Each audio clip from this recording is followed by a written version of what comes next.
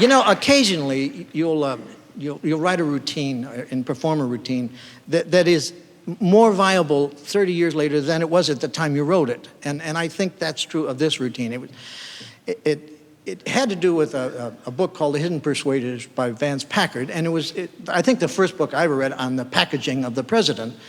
And it got me to wondering that if this science of packaging were as far advanced during the Civil War as it is today, and there was no Lincoln, that they would have had to create a Lincoln out of the guy in office. And I think this would be a telephone conversation between the PR man and Abe just before Gettysburg.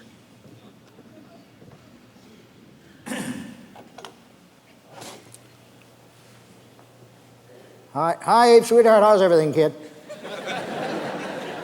How's Gettysburg? You know them small Pennsylvania towns, Abe, right? You seen one, you've seen them all, huh? Listen, Abe, I got you know what seems to be the problem. You're thinking of shaving it off. Hey, Abe, don't you see that's part of the image, along with the shawl and the stovepipe hat? You don't have the shawl. Where's the shawl, Abe? You left it in Washington. Well, what are you wearing, Abe? It's a kind of cardigan. Abe, leave the beard on and the stovepipe hat and get a shawl, okay? Now, what's the problem? You're getting a lot of complaints on Grant's drinking. To be honest with you, Abe, I don't know what the problem is. I mean, you knew he was a lush when you appointed him, you know? Your gag writers. Yeah, they're here. Why, Abe? You'd like to come back with a snapper the next time they hit you about Grant. Okay, I'll get him working on it, Abe. Abe, you got the speech. You haven't changed the speech, have you, Abe? Abe, why do you change the speeches all the time? What are the changes? You typed it? Abe, how many times have we told you on the backs of envelopes? Well, it looks like you wrote it on the train coming down. Well, I know it's harder to read, Abe, but could you put it on the backs of the envelopes and memorize it? Yeah, we're getting a lot of play in the press on that. How are the envelopes holding out? You could use another box. Okay. Anything else in the speech, Abe? People will little note nor long remember. What could possibly be wrong with that, Abe?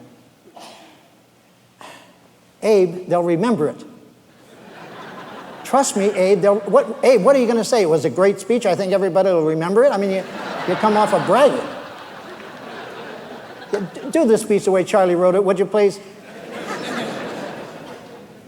You talk to some newspapermen. Abe, we've asked you not to talk to newspapermen. Well, you always put your foot. See, that's what I mean, Abe. No, Abe, you were a rail splitter, then an attorney.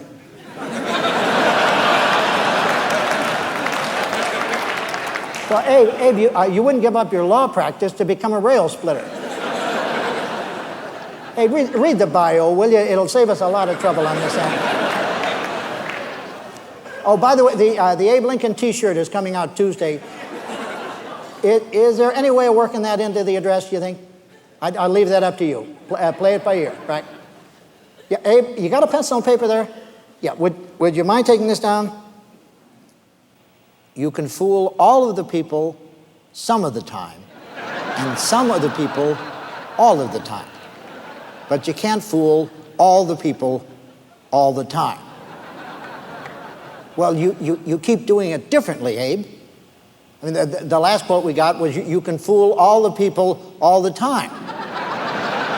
Hold on, Abe. Yeah. Great. Abe? Yeah, they've come up with a thing on Grant. The next time they bug you about Grant's drinking, yeah, tell him you're going to find out what brand he drinks and send a case of it to all your other generals. No, Abe. It's like... It's like the brand is the reason that he's winning. No, Abe. Trust me, Abe, it's funny. Do it, okay? That would be this Saturday night? Oh, that's a shame. Abe, we're going to be in New York. A bridge party at the White House. Oh, that's a shame. Did you call Seward? He's going to be out on the Alaskan thing, yeah. Oh, that's the same. Just the two of you. You and, what's her name? Mary, right. Oh, that's a shame. Abe, why don't you take in a play?